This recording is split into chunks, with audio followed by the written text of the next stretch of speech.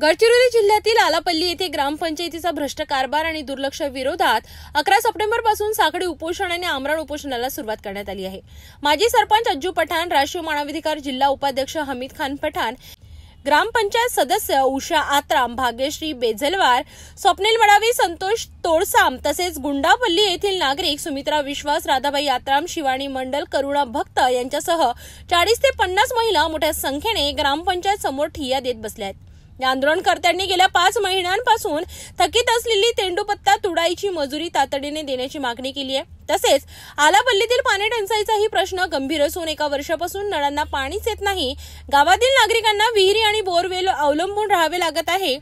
अज्जू पठाण यांनी सांगितले की महिलांसह नागरिकांनी आपली समस्या वारंवार ग्रामपंचायतीसमोर मांडली तरी काहीच कारवाई होत नाही। म्हणूनच आता उपोषणाच्या मार्गावर गावातील महिला उतरल्या आहेत।